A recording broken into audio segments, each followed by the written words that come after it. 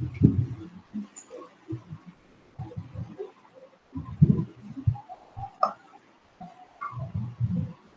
good evening. Today we'll do the poem After 8 Years by Mamta Kalia. Uh, this is a poem by Mamta Kalia, and this speaks about how women get trapped in the so-called, you can say, silver cage or golden cage of marriage. Even when they want to come out, they're not able to come out. They're always, sometimes people say, stuck within the four walls of something called matrimony or marriage.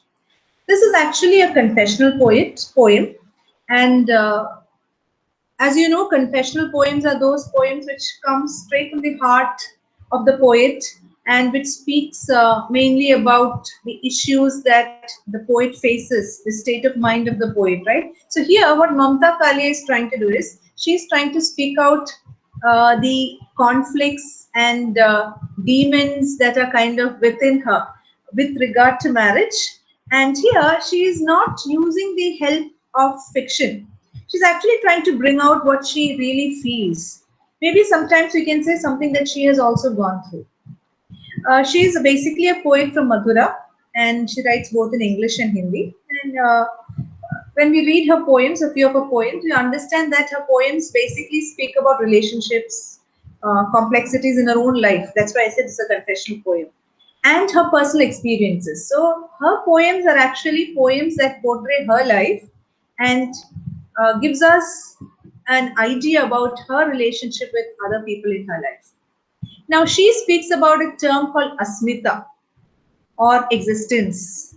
So, when we talk about identity, what do you mean by identity? When you say identity of a person, it helps us to understand who that person is.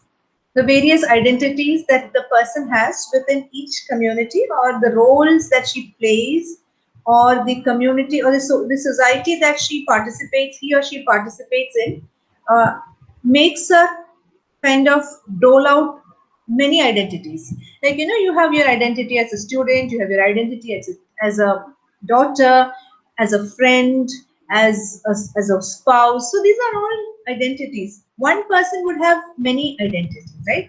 So the concept of identity is actually what describes who you are, your feelings, your hopes and desires, your interests, the essence of you, your characteristics. Apart from all this, where do you stand?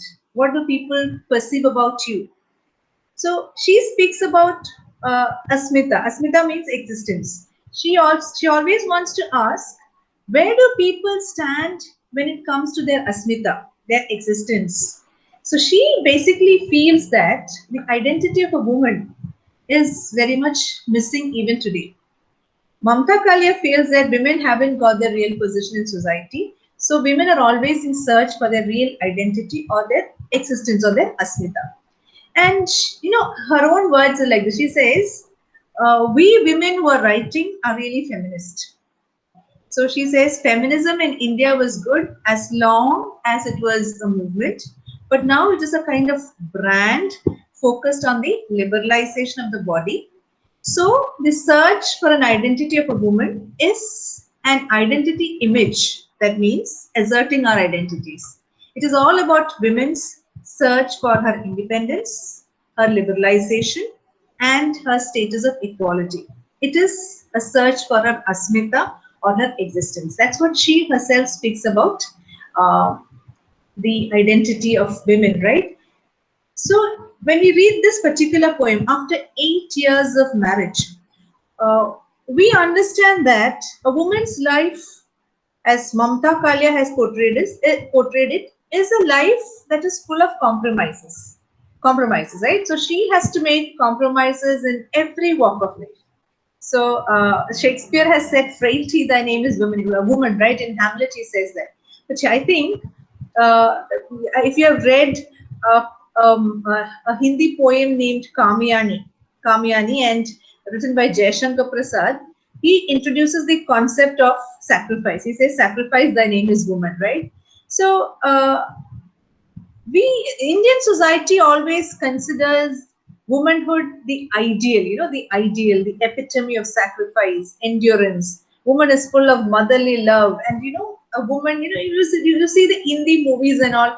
A woman is always so sacrificial, and you can always see her crying, especially the old Hindi movies or Indian movies. You can see eyes always brimming with tears, suffering, right? So what Mamta Kalia says is it's not right to endorse that a woman's birth is for suffering and enduring everything. She needs to escape. It is not fair to believe that there is no alleviation or escape from this kind of suffering, as she is destined to show forbearance. It's not that she doesn't need to be always sacrificing, right? So when a woman starts searching for her own identity, what happens is society definitely calls her a feminist. And Mamta Kalia says feminism actually stands for a woman's struggle against their continuing circumscribed existence at work in society and in the culture of the country that we are placed in, right? So, like in a country like India. So she says, women have to be taught to fight for emancipation and liberation from all forms of oppression by the state, by society, by men. So that is what women should be doing. A woman's identity is defined by a man's worth.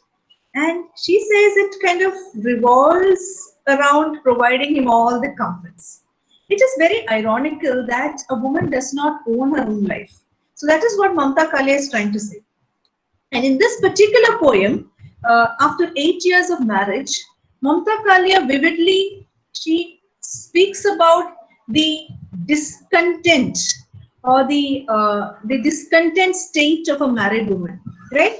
So I'll just in this, she says that the married woman acts like the poet's prop in when we see, it's just like the married woman here is like, she's trying to portray the married woman as a person who is born to suffer and born to kind of endure everything, right? And sometimes we feel that this might be part of her own life. And here she must be, I mean, this woman here could be the mouthpiece of Mamta Kalia, her own life, right? See, I'll just read this poem for you so you'll understand how this is. Because here Mamta Kalia is trying to tell us that a woman's identity is rarely independent because it's always tagged along with her family. So there are physical, there are psychological, social levels at which a woman has to submit to the male whims and fancies. And this is actually portrayed in this poem in a very subtle manner, in the first person narrative. See, she says it's like this. I visited my. It's a first person narrative, right? Look at the. I'll just read the poem for you first. After 8 years of marriage, that's how the poem starts. The poem is titled After 8 years of Marriage, and it goes on like this. After 8 years of marriage, the first time I visited my parents, they asked, "Are you happy? Tell us." It was an absurd question, and I should have laughed at it. Instead, I cried, and in between sobs, nodded yes. I wanted to tell them that I was happy on Tuesday, I was unhappy on Wednesday, I was happy one day at 8 o'clock, I was most unhappy by 8:15. I wanted to tell them how one day we all ate a watermelon and laughed.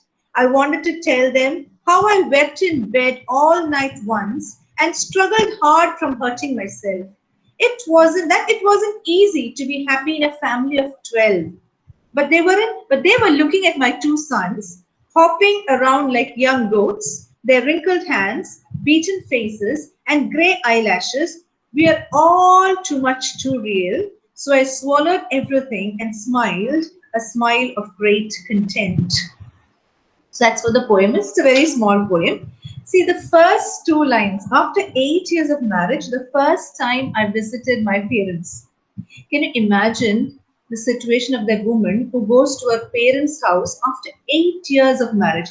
So that line itself tells her how this woman is caged, how she's locked up in her marital home. It's not the actual locking up. You find that her wings are clipped. She does not have any freedom. Even her movement is restricted, right? And She is not allowed to go home even after 8 years of marriage. So she goes after 8 years of marriage. You see how she is constrained spatially. Even the space that she is in is like a space which is kind of a prison for her. She's not able to move out of that. And even when she visits her family or her parents, after 8 years, the first question that they ask her is a very emotional question. They ask her, "Are you happy? Tell us." And she says, the poetess says, "It was an absurd question and I should have laughed at it. Laughed at it. Instead, I cried. And in between sobs, nodded yes." See, I wanted to tell them I was happy on Tuesday, I was unhappy on Wednesday. The woman is not certainly happy with this question because she is not actually happy. But she is trying to be humorous, right? She's trying to bring humor into the situation. The question is not very comfortable. It makes her cry. She feels like it actually touches a very sensitive nerve or a chord, right? So she feels very much disconcerted by this question.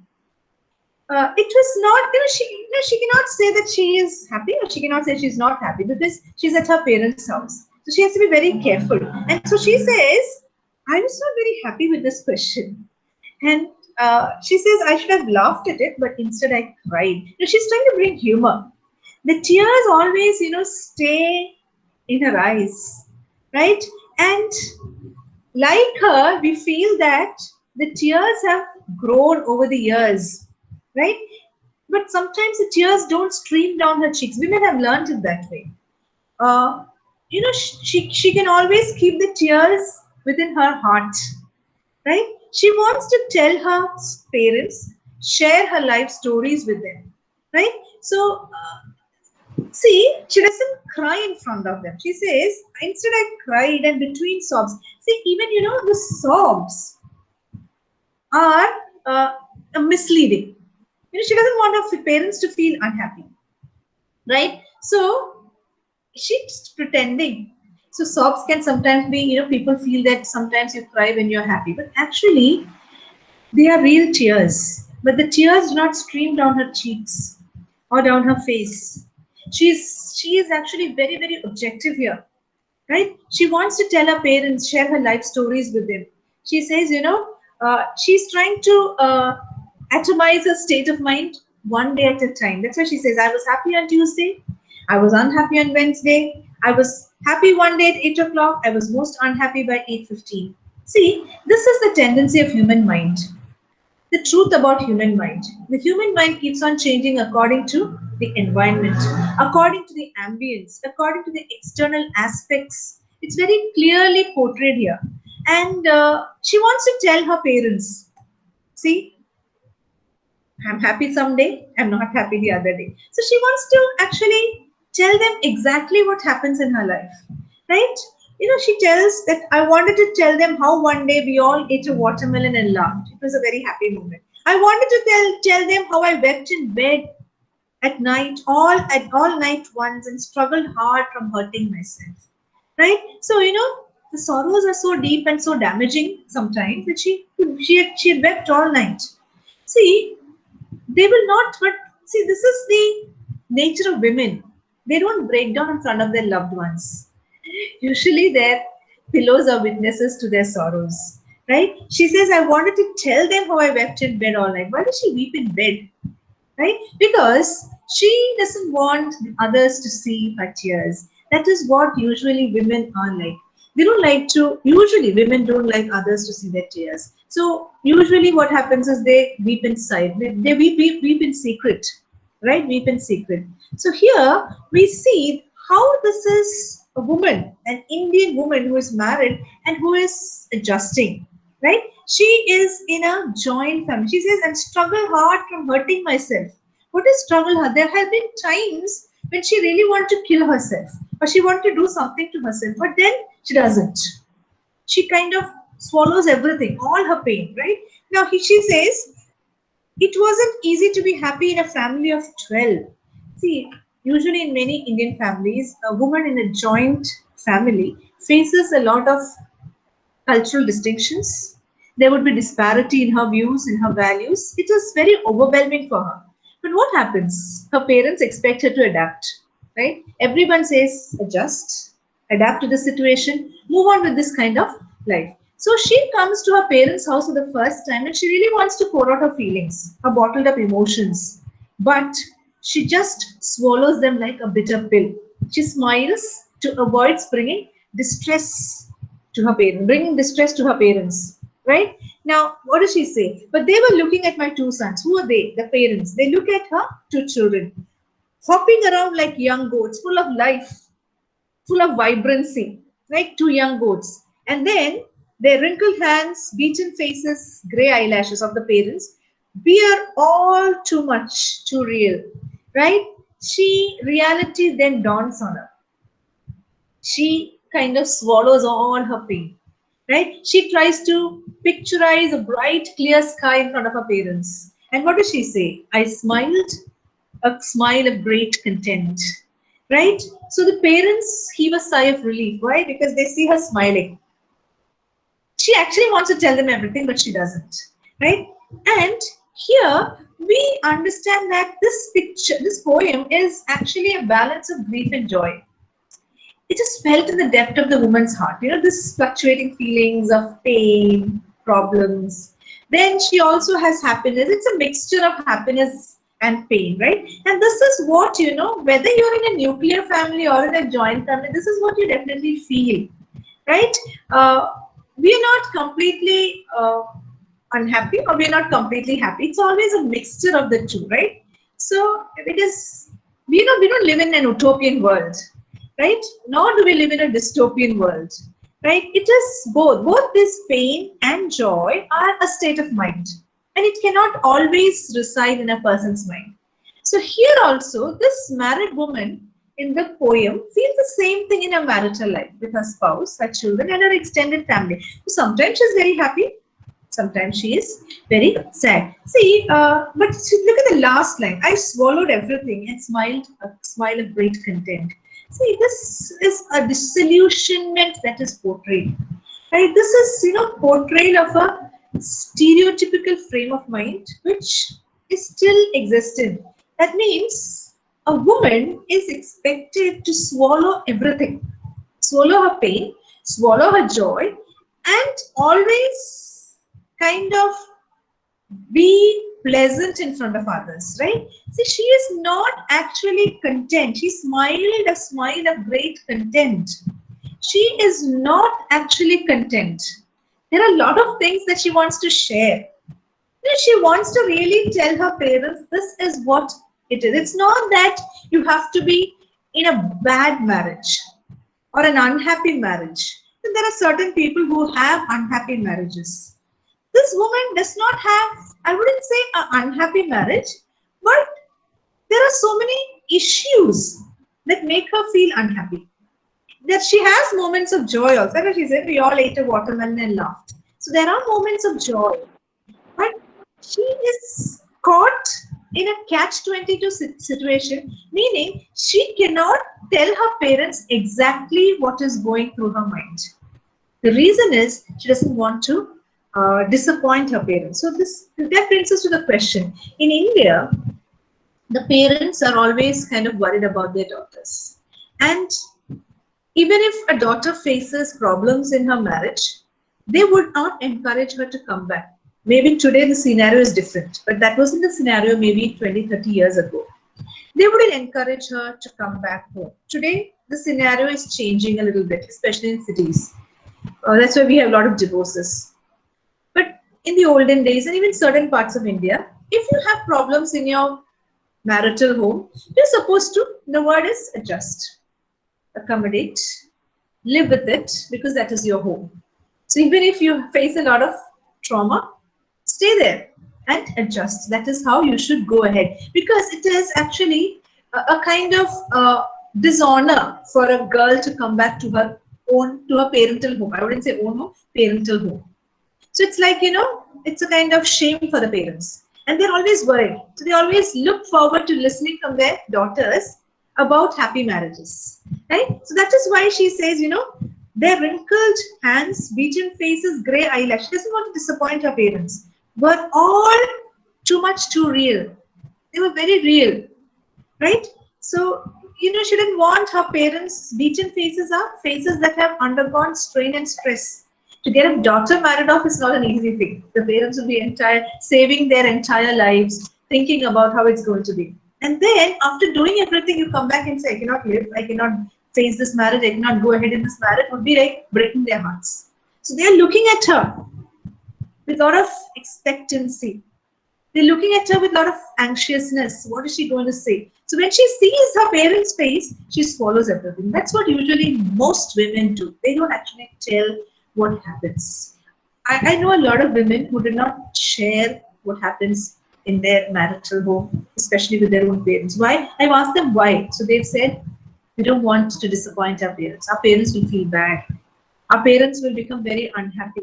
Yeah, that is one way women adjust. You know, and look at this. But they were looking at my two sons. Uh, this is a picture of a woman smiling in satisfaction, like the smile of great content, looking at her two sons. Here again, we see the stereotype.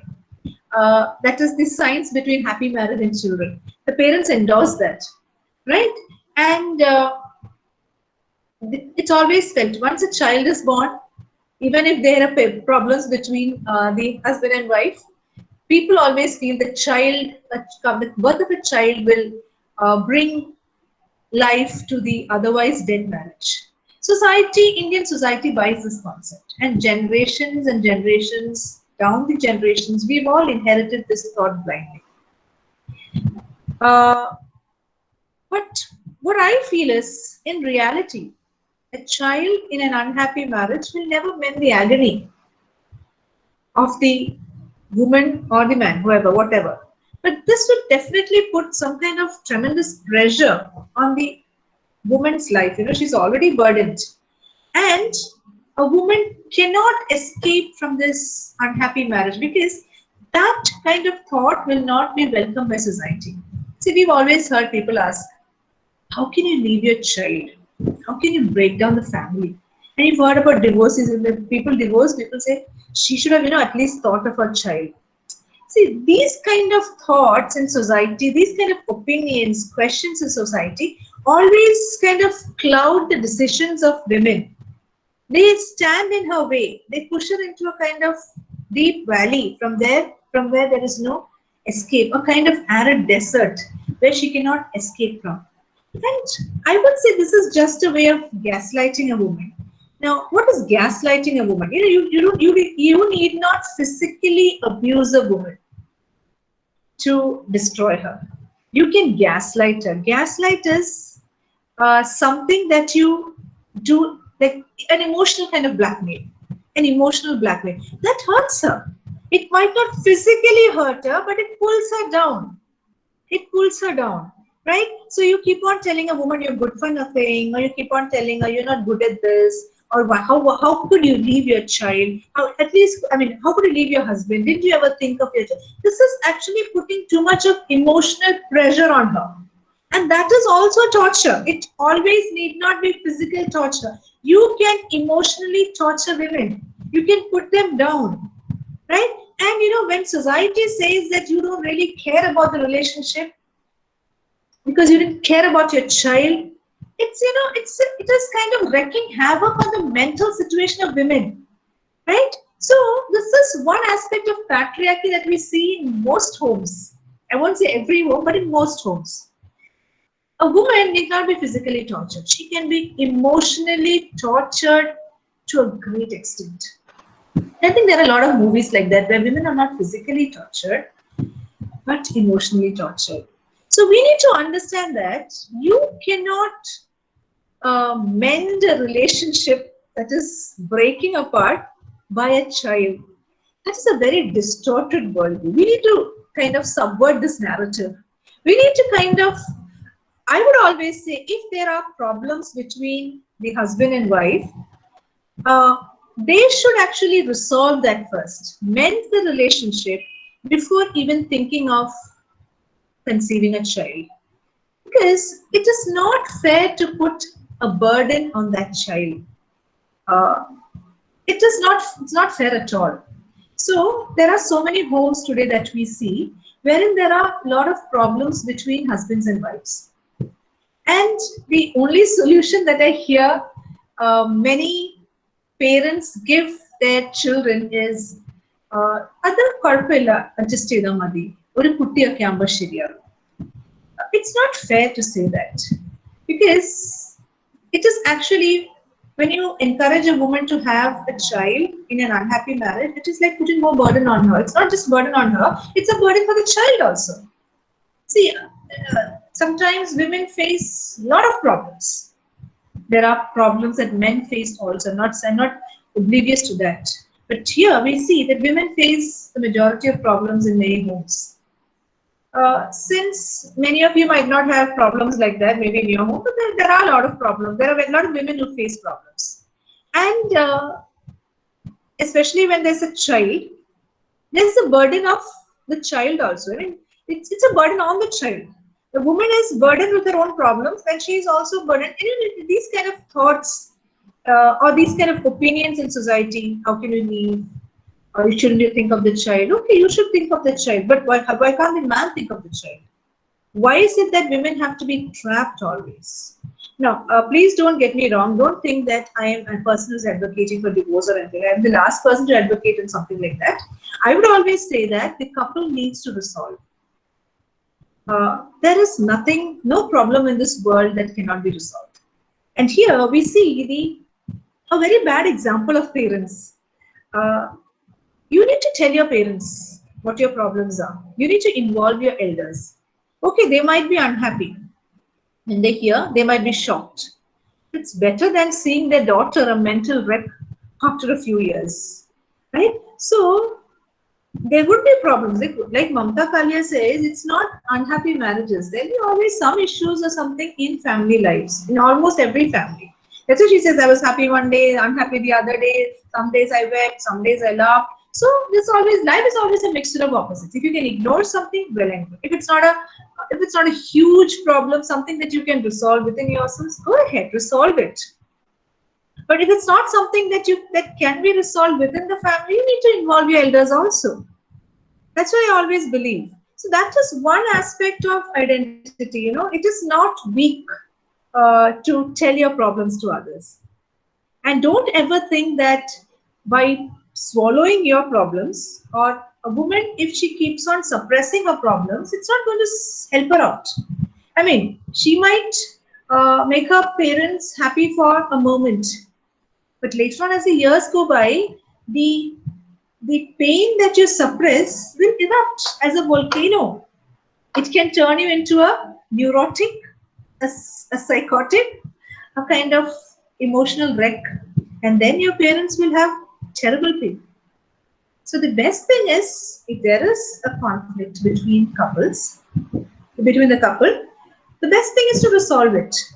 Don't ever think that having a child will resolve the conflict. No. So a woman needs to understand that there would be problems, but problems can be resolved. Here, Mamta Kalia is trying to give us a very sarcastic perspective, right? She is trying to portray happily married lives with great sarcasm. And she is actually very much successful in bringing to the forefront the middle class problems. That's what she says, the middle class problems. And she also tries to bring to forefront the commitments that women face. They always find themselves saddled with a lot of commitments and problems, right? And here we see a lot of themes, right? There are compromises made by women in patriarchal homes.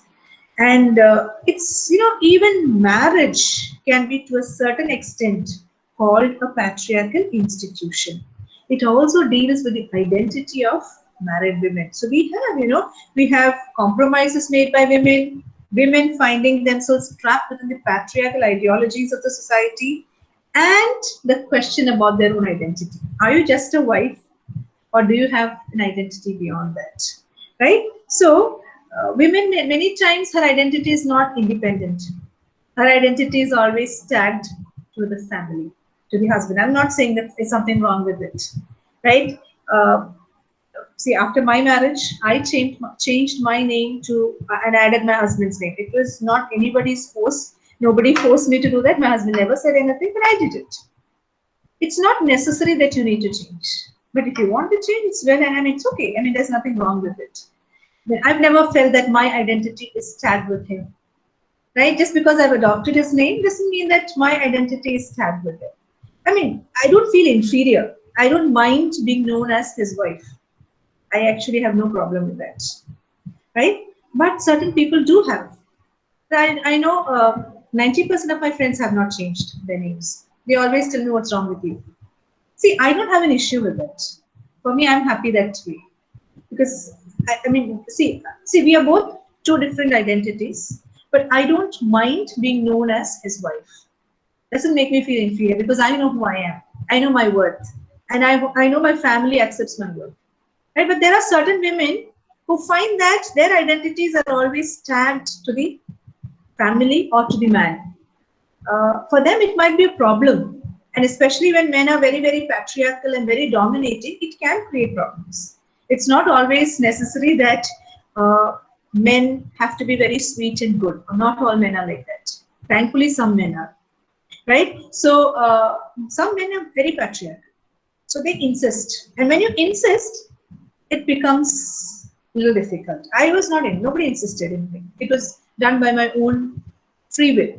And I still don't have an issue. I'm only happy to be known that way. I have no issue that way. Right? So, but it's not the same with everyone. So we find that a woman's identity is rarely independent. It's always tagged with the family or with the man. And she always has to submit at every levels to the male whims and fancies. And here we see, we need to have a subversion of this, to subvert this idea that women need to be tagged to a particular man. Women should not have their own identity. We need to subvert all that. We need to subvert what society thinks. Society always feels that we need to pretend that everything is okay. We need not pretend. There would be problems, and we definitely need not pretend that everything is well, right? If there are problems, we need to take the steps to analyze what the problems are and how they can be resolved. So that is the takeaway from this particular poem after 8 years of marriage. There could be issues. Women might lose their identity, or they might feel that their identity is tagged to the man. Right? It is up to her to kind of find her asmita. So she is bold. She should be bold enough. It's not kind of, I wouldn't say standing up to everything, but definitely with firmness, she can always, try to prove her existence, try to find her asmita or her identity, as Mamta Kalia says. And there's no point in kind of walking out of relationships. It's easy to walk out of relationships. That's the easiest way. It's very difficult to build relationships. So, as I would say, a woman of substance or a strong-willed woman will be a woman who tries to mend relationships and make relationships, not break them. It's easy to break and escape. Escapism is the easiest thing.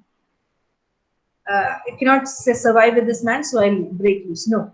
You need to kind of putting your heart and soul into making the marriage work.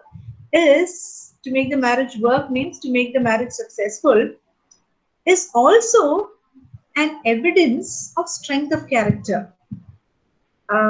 It's very easy to kind of give up and run away, but it's difficult. It requires a lot of strength of character, and it requires a lot of moral courage to stay put and work things out, mend it, involve people, right? Sometimes it'll take some time, but it's not for the sake of the child or anything, it's for the sake of the woman herself that she needs to stay put and mend relationships. So that is what we can understand from this poem. You can have your own perspectives on this. And if you have any questions or any comments to make, you can now just use this time now.